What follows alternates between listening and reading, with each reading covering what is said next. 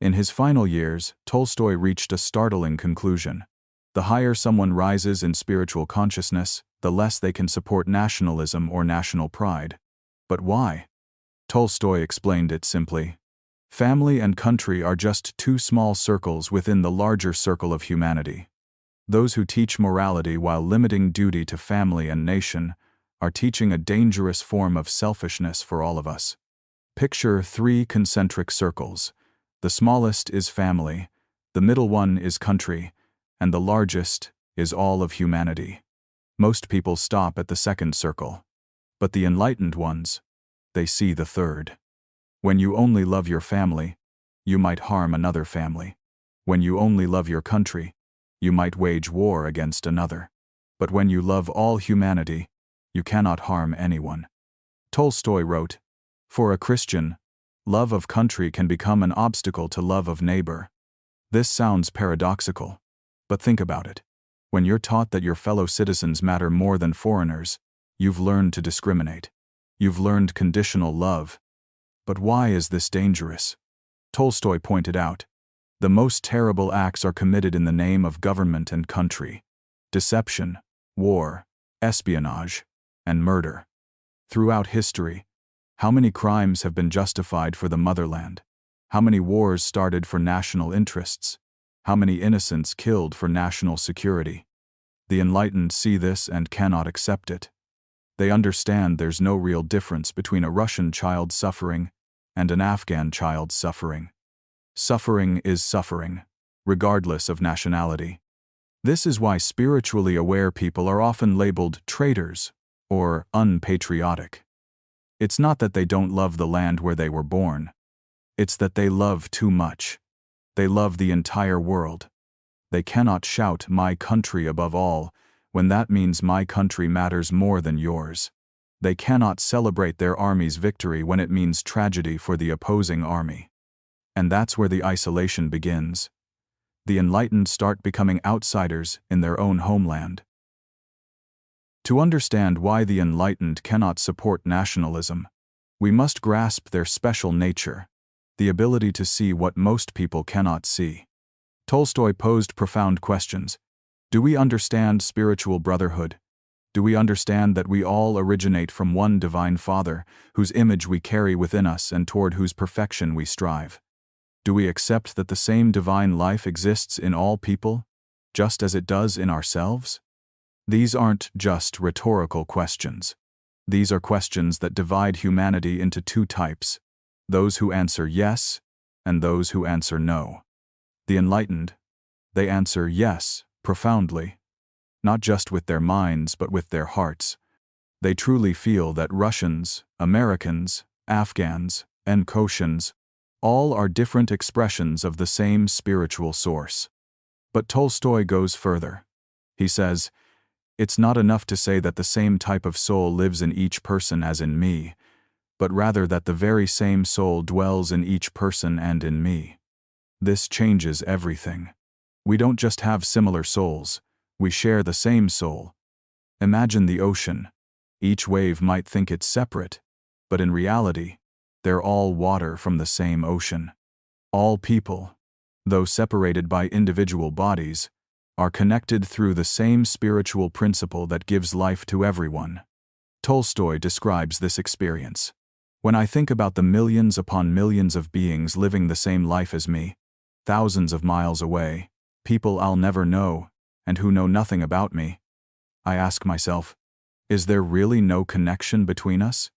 This cannot be. However strange it may seem, I know that there is a connection between me and all people in the world, living or dead. What that connection is, I cannot understand or explain, but I know it exists. Crucially, Tolstoy recognizes 2 ways of seeing the world. One way is when we're conscious of ourselves as separate beings. Then all other beings are completely foreign. They are the other, and not me.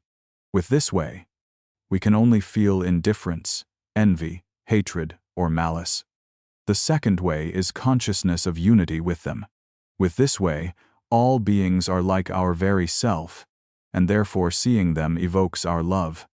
When you truly experience the second way, when you feel that Afghan person is just like yourself. How can you support bombing them for national interests? When you look into a Syrian child's eyes and see your own child, how can you say, "My country's children matter more"? This isn't abstract theory. This is direct experience that completely transforms how they see the world. And once they've seen it, they can never unsee it again. Tolstoy didn't just call nationalism wrong. He went further, calling it the most sophisticated and dangerous form of hypocrisy. Tolstoy declared bluntly, "Nationalism is not a virtue. Sacrificing your life for an institution that embodies prejudice cannot be your duty." This statement is shocking because it goes against everything society teaches us. From childhood, we're taught that patriotism is noble, that sacrificing for country is heroic. But Tolstoy asks, is the institution you're sacrificing for actually worthy? Every nation is built on prejudices. Prejudices that our people matter more than theirs, our culture is superior to theirs, our interests are more legitimate than theirs.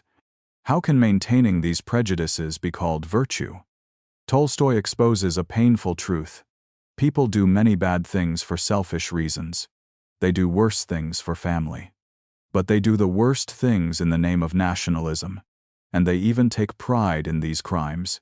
Espionage, excessive taxation, sacrificing lives, and waging war. Think about this.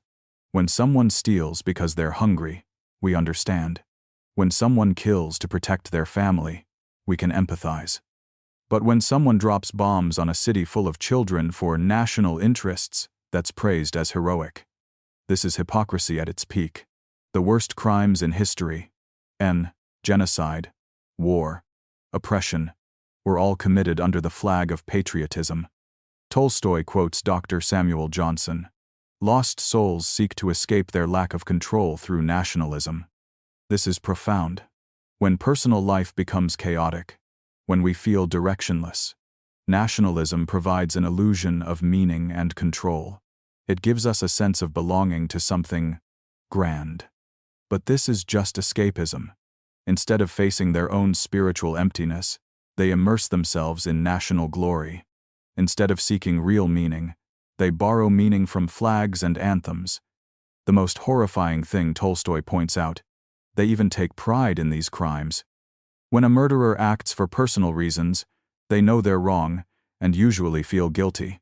But when killing for country, they get medals. When stealing from individuals, that's crime. But when robbing another nation's resources for national interests, that's strategy. When lying in personal relationships, we know it's wrong. But when governments lie about war for national security, that's diplomacy. This is precisely why nationalism is more dangerous than all other forms of crime. It doesn't just justify crime, it transforms crime into virtue. It creates an inverted moral system where the more people you harm for country, the more heroic you're considered. Where the more you hate people of other nationalities, the more patriotic you're called. The enlightened see through this mask and cannot accept it. They'd rather be called traitors than participate in this hypocrisy. To understand why the enlightened reject nationalism, we must understand how they see human nature, a view completely different from today's world.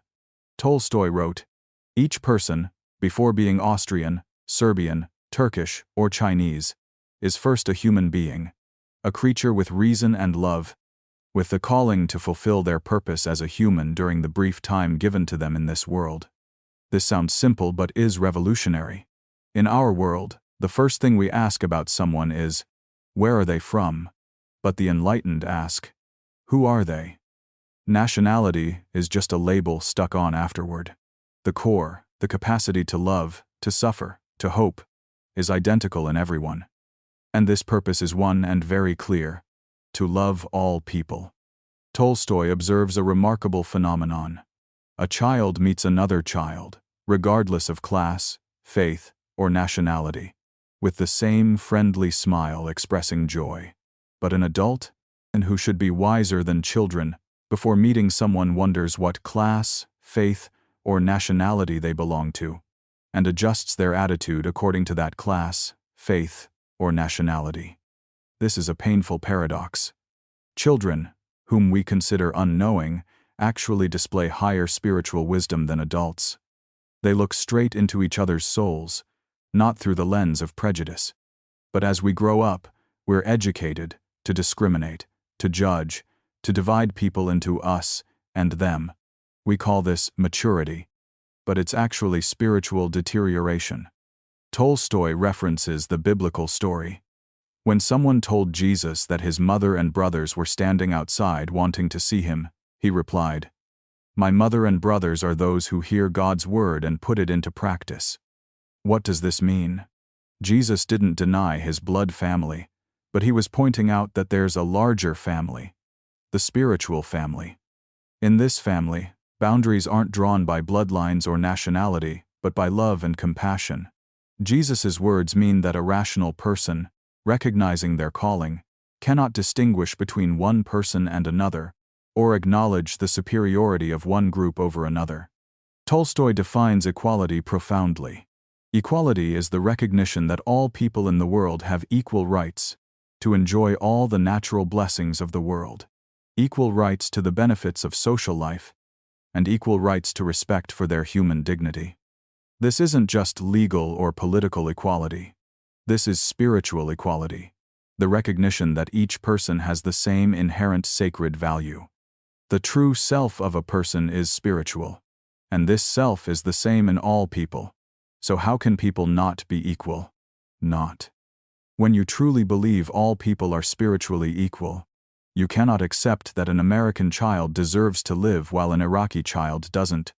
When you understand that each person's purpose is to love all people, you cannot support a system that teaches you to love selectively.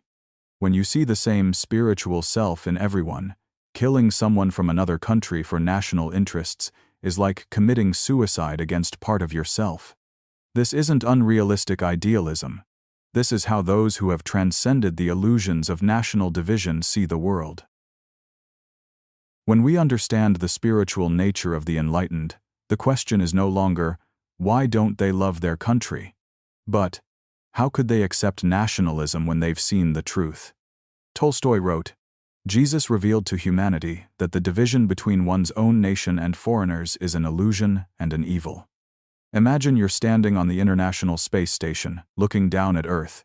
Do you see any borders? Do you see United States or China written on the ground? All those boundaries exist only in our minds. They're lines drawn on maps by those in power to divide what is naturally unified. The enlightened see this not just with physical eyes, but with spiritual vision. They see that the distinction between one's own people and other people's is evil. This distinction is an error. Tolstoy describes the experience of a true Christian. They know that their connection with all people in the world cannot be interrupted by borders or declarations of belonging to this or that nation. This is the most difficult thing for those who haven't had this experience to understand. How can you feel connected to someone you've never met, living on the other side of the world, speaking a different language? But for the enlightened, this is living reality. When they see an image of an Afghan child crying after losing parents in war, they don't see a foreign child. They see a part of themselves suffering. When they hear news of a natural disaster anywhere in the world, they don't think, "Thank God it's not in my country." They feel as if their own home was affected. Christians cannot help but know that their happiness is intertwined not only with the happiness of their nation, but with all people in the world. This is the crucial point. The enlightened understand that there can be no real happiness while suffering exists anywhere in this world. They cannot eat well or sleep peacefully knowing that while they're enjoying dinner, somewhere children are starving. They cannot sing the national anthem with pride knowing their country is dropping bombs on another. They cannot celebrate victory knowing that victory means grief for other families. Tolstoy emphasizes, Christians cannot help but know this. The phrase "cannot help" is crucial here. This isn't a choice. Once you've seen the fundamental unity of all life, you cannot choose to forget it. Just as once you know the earth is round, you cannot choose to believe it's flat. The enlightened have undergone an irreversible transformation. They've seen the matrix of national division and cannot return to the old world of illusions. In society's eyes, these people become traitors, not because they want to harm their country, but because they cannot participate in the artificial game of nationalism. They cannot shout, "My country above all," because they know that means other countries below all. They cannot support wars to protect national interests, because they know no national interest is worth hurting an innocent child. They cannot hate foreigners because they know there are no foreigners. All are siblings in the same spiritual family. And this is precisely why they become the loneliest people. It's not that they want to separate from society.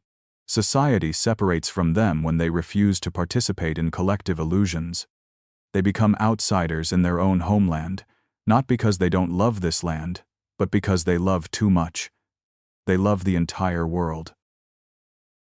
Tolstoy didn't just critique nationalism spiritually, he exposed the direct and brutal connection between it and war, violence, and human suffering. Tolstoy offers a sharp analysis. Until people reject the power of government to rule, tax, make laws, and punish, wars will never stop. War is the consequence of government power. This is a revolutionary view. Instead of blaming the enemy, Tolstoy points out that war is the inevitable product of the nation-state system itself. Think about this. Every government claims to represent national interests. But when national interests conflict with each other, what happens? War. When country A wants country B's resources for national interests. When country C wants to expand influence for national security, all lead to conflict. And who pays the price? Innocent people. Tolstoy quotes Frederick II. "If my soldiers began to think, not one would remain in my army." This isn't a joke. This is the naked truth about how the military system operates. To turn humans into killers, you must first destroy their capacity for independent thinking. The bestial instinct of military killing has developed in humanity over thousands of years and has eaten deep into our brains. We must hope that society can eliminate this horrible crime. Tolstoy understands that war isn't humanity's natural instinct. It's the product of thousands of years of brainwashing and training, maintained by the nationalist system. Over time, I understood the military rule that a sergeant is always right when speaking to a soldier. A lieutenant is always right when speaking to a sergeant, and so on up to generals and field marshals. Even when someone says 2 times 2 equals 5. If you don't obey superiors, you'll be punished with death or many years in prison. This describes a completely irrational system where truth no longer matters. The only thing that matters is blind obedience.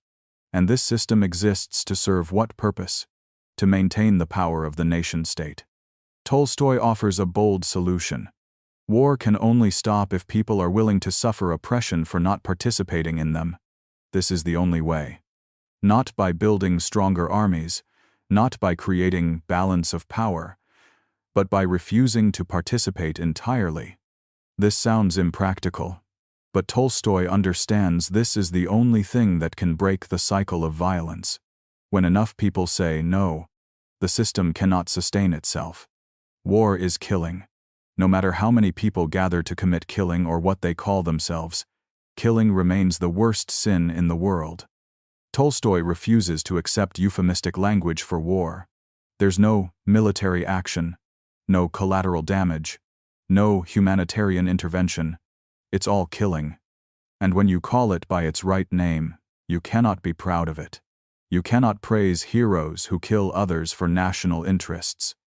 Most people today understand not only the futility but also the stupidity and evil of any war. This is remarkable. Tolstoy wrote this over a century ago, and even then he recognized that most humans don't actually want war. So why does war continue? Because the nationalist system has created power structures independent of people's will. Those with the power to decide on war aren't those who must fight and die. But Tolstoy doesn't just criticize. He also points to another path.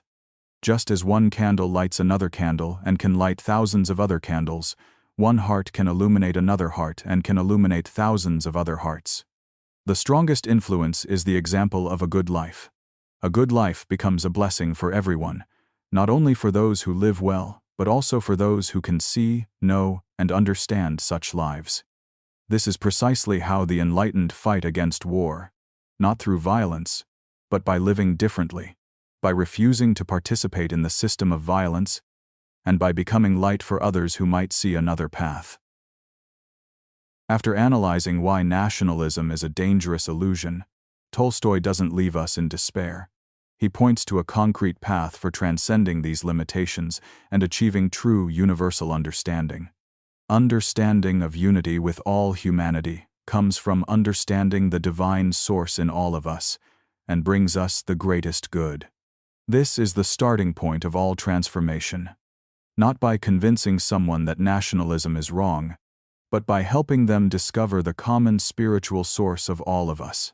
When you truly understand, not just with your mind but with your heart, that the same divine light shines in every person, then dividing people into us and them becomes meaningless.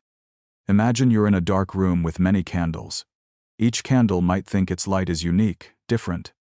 But when you understand that all burn with the same element, fire, then the differences are only surface level. True religion creates this understanding, and various prejudices obstruct it. Prejudices about state, nation, and class. Tolstoy distinguishes between true religion and formal religion. True religion, whether Christianity, Buddhism, Islam, or any other tradition, all point toward unity, connection with all life. But formal religion often becomes a tool for division, creating us against them. When religion becomes national religion, it loses its transformative power and becomes another form of nationalism. Prejudices about state, nation, and class are like clouds obscuring the sunday. The sun is still there, but we cannot see its light. The purpose of humanity is to serve all mankind, not just serve one person while harming another. This is the fundamental shift in consciousness. Instead of asking, "Is this good for my country?" we learn to ask, "Is this good for humanity?"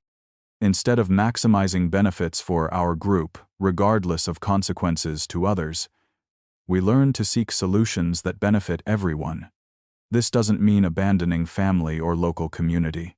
It means expanding the circle of concern until it encompasses all humanity. Tolstoy quotes Marcus Tullius Cicero, "There is one eternal law only. It does not change and governs all people at all times." What is this law? It's the law of love, of mutual respect, of treating others as we want to be treated. All other laws, national laws, ethnic laws, class laws, 9016, can change, are relative. Only this law is absolute and applies to all people. When we live by this eternal law, all other artificial boundaries dissolve. One of the worst things possible is to follow the rule. Be like everyone else, follow the crowd. This is the greatest challenge. Nationalism has power because it's supported by the majority. It gives us a sense of belonging, a sense of safety in going with the crowd. But the enlightened understand that the majority can be wrong. History is full of examples where the majority supported terrible things: slavery, genocide, wars of aggression, all justified by nationalism. To transcend nationalism, we must have the courage to go against common sense, against social pressure, against what's called patriotism. Understanding of brotherhood and equality of all people is becoming increasingly common in humanity. Tolstoy believes humanity is evolving spiritually.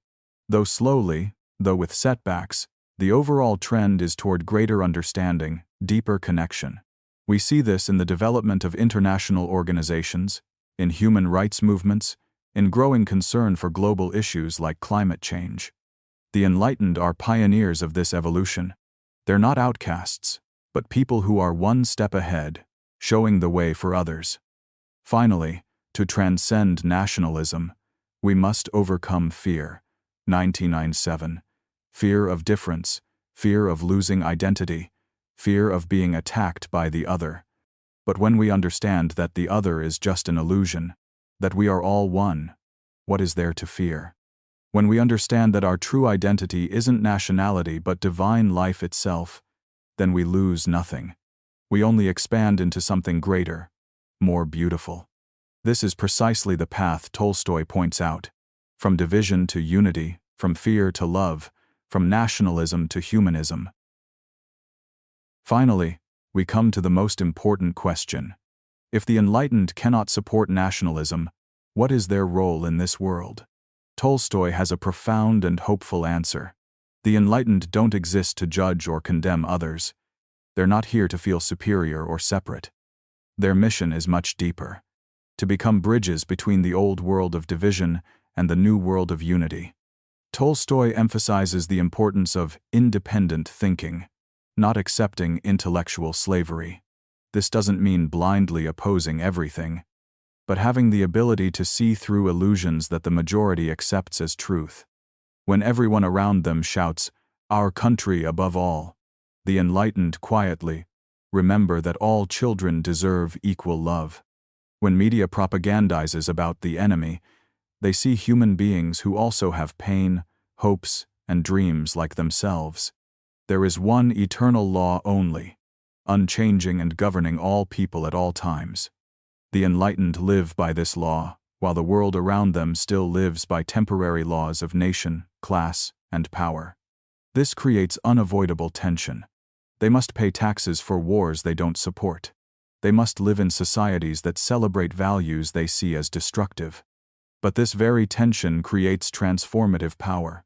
Like a seed cracking its shell to sprout, the conflict between eternal law and temporary law generates energy for change. One of the worst things possible is to follow the rule. Be like everyone else. Follow the crowd. This is the greatest challenge for the Enlightened. They cannot be like everyone else because they've seen what others haven't seen. They cannot follow the crowd because the crowd is following illusions. But this doesn't mean they're arrogant or look down on others. On the contrary, precisely because they understand the deep connection with all people, they feel more pain seeing humanity hurt itself through national conflicts. Just as one candle lights another candle and can light thousands of other candles, one heart can illuminate another heart and can illuminate thousands of other hearts. This is precisely how the Enlightened fulfill their mission, not through preaching or coercion, but by living like a candle in the darkness. When they refuse to participate in national hatred, they show there's another way to live. When they love without regard to nationality, they prove universal love is possible. When they choose peace over violence, they open the path for others to follow. The strongest influence is the example of a good life.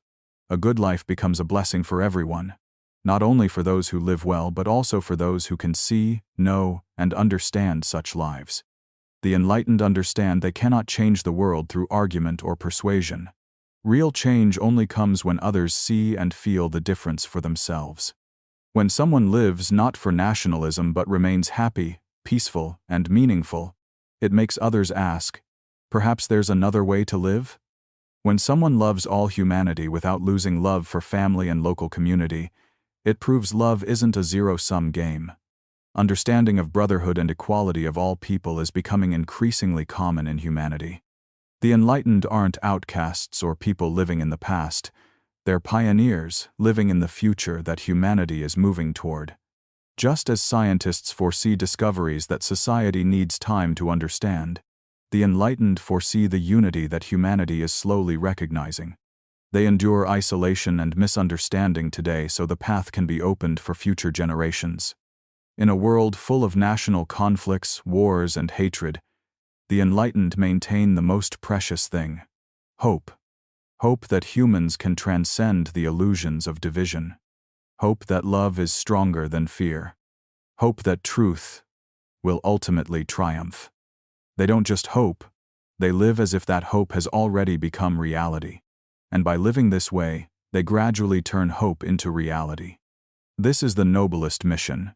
Not to convince the world to change, but to live in a way that the world cannot help but change when it sees.